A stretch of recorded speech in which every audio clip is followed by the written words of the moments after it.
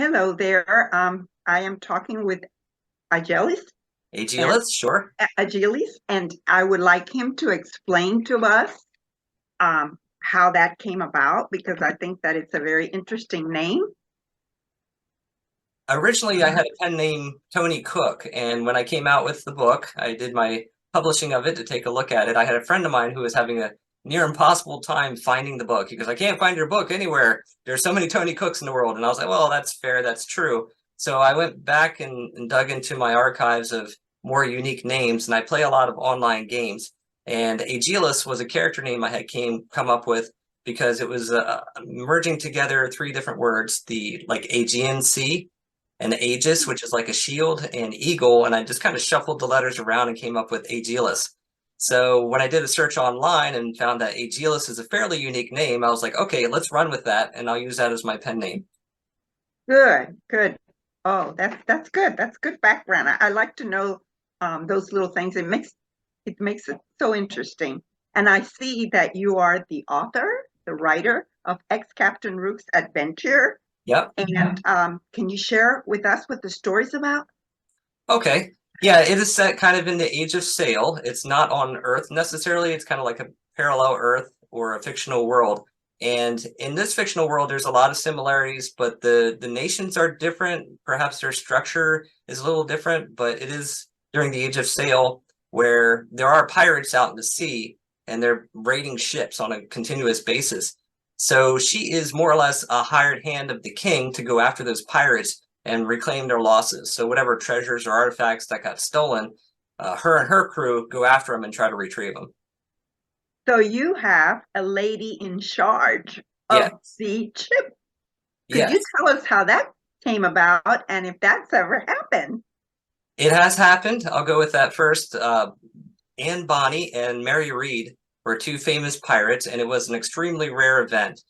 Being a pirate back in that day was a lot like being a gunslinger. You usually lived fast and died early, and that was true for pirates as well, and especially for these two female pirates also, because eventually, the nations are going to catch up with you, or mercenaries or somebody, and you're going to be unsuccessful and meet with an untimely fate.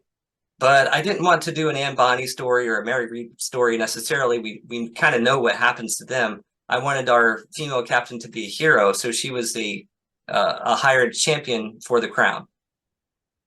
Okay, and in your book, who is your favorite character and why? I'm going to say other than Captain Lanna Ruik because I centered the story around her. So I tend to like to put my favorite character front and center and follow them around. And it's kind of difficult to say because a lot of them are kind of like your family, where each person has a different trait that you like. But overall, I would go with Jacques. And Jacques is the master gunner on the Eagle's Claw ship. He's very loyal to both the captain and the crew as a whole. He's easygoing. He's got a bit of romanticism about him. And the ship has no first mate. In the story, it explains why, but he does kind of step up to that second in command role when it's needed. Wow.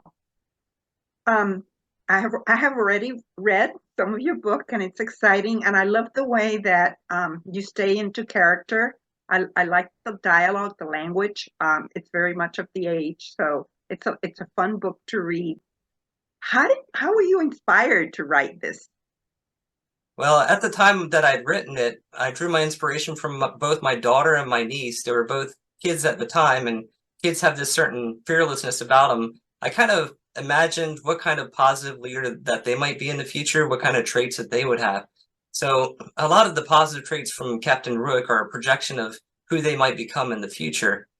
I also had a pair of very good role models with my wife and my mother. They were both kind of leaders in the family. So drawing their inspiration existing and a future inspiration for my daughter and my niece, I decided to run with it with Captain Ruik. Wow. And do you have other works? Are you working on something else? I do. I was very excited on Tuesday. Ex Captain Ruik's Adventure audiobook was just released. I was very blessed to have Callum Hale. He is a narrator and he's done other books as well. And he had auditioned for it, and I heard his work, and I'm like, wow, this guy can do different voices per character. He's got fantastic pacing. It's a very relaxed tone. It's just a joy to listen to. So he has put together my favorite rendition of the story, whether that be the electronic version, the hard book, the audiobook, I think is leaps and bounds the pinnacle of them all. I also put together, in the same vein, thinking of my daughter and my niece, there's a book called Sophizo. And Sophizo is from Greek origin. It means to make wise. And originally what that was just a collection of parenting advice and personal development. So as they grew up and they grew older, they kind of had these proverbs, more or less, as my inspirational book in the Bible to help them along in their journey as well. I have 2 novellas that are currently going. There's one called Specks of Shadow, Flecks of Light. And this is actually my oldest work. That's a complete work. What it was is a collection of flash fiction, poetry, and short stories.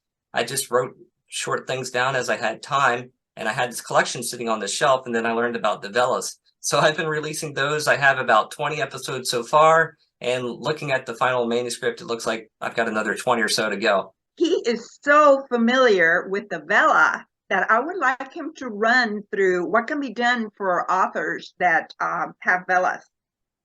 The best thing I would say is to write something that you would enjoy first and foremost. If nobody else in the world reads it or likes it, then you've got something that you like. That 5 years, 10 years from now, even if you put it aside, you come back and you're like, oh yeah, I like this, and you enjoy it.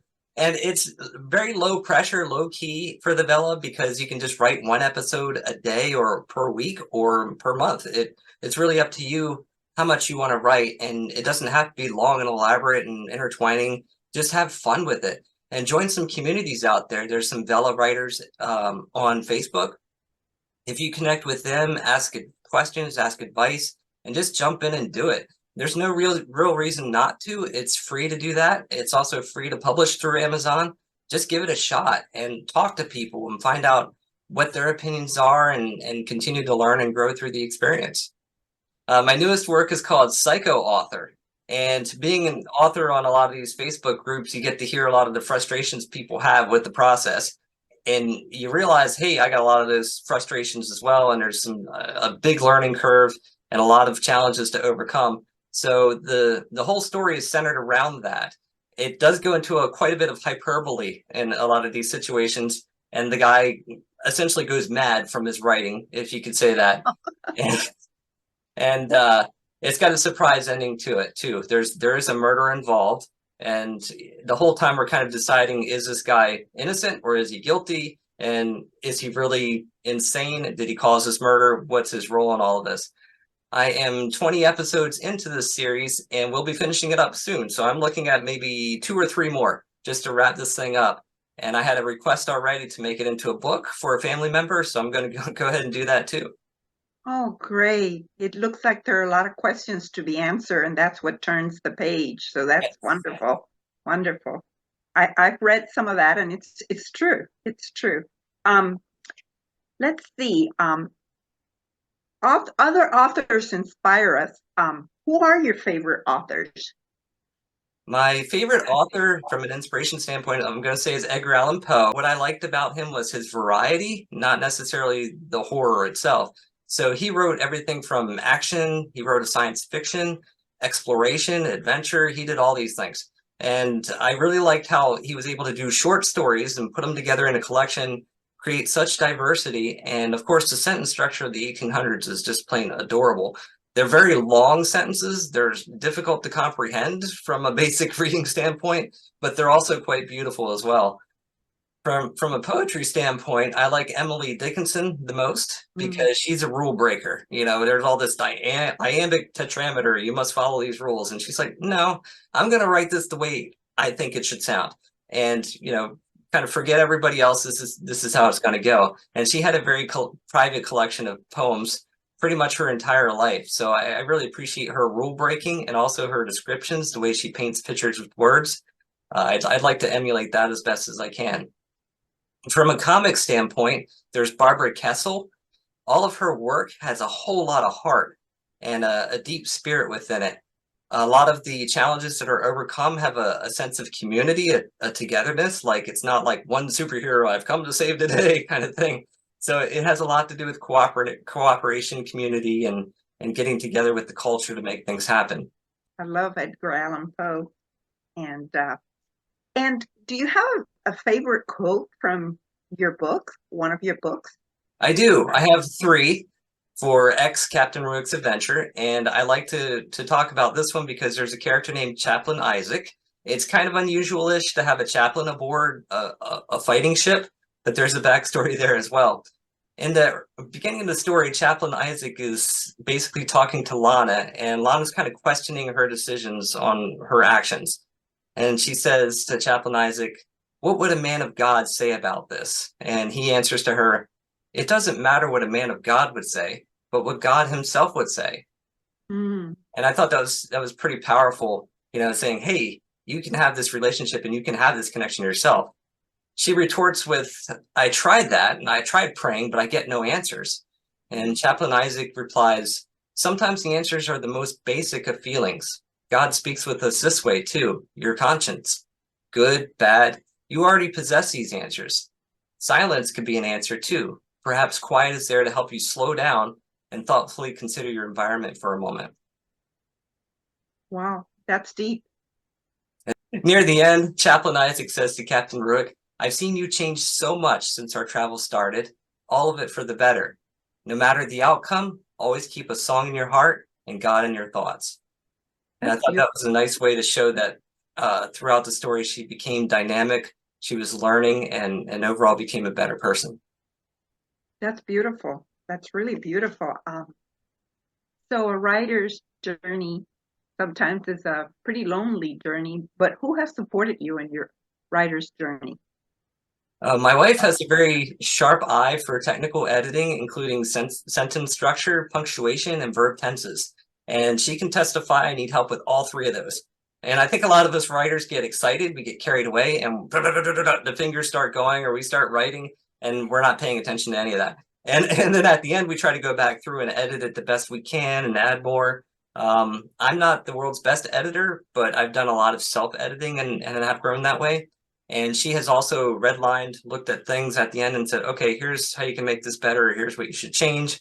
So she's been very flexible and helpful with my writing. My father and my Aunt Connie have been very encouraging as well. It was nice to see them interested in picking up the book and giving me their feedback as well.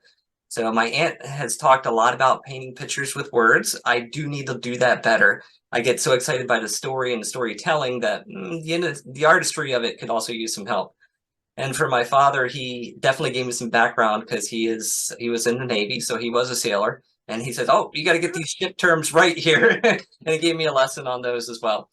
My friend Johnny B has been a great supporter. He has read a lot of over 1,500 books that I know of that he has recorded and reviewed, and he's been a great supporter of me being brave and putting the book out there and seeing what happens. Between his review and his encouragement, I definitely wouldn't have driven it to the level that it is currently.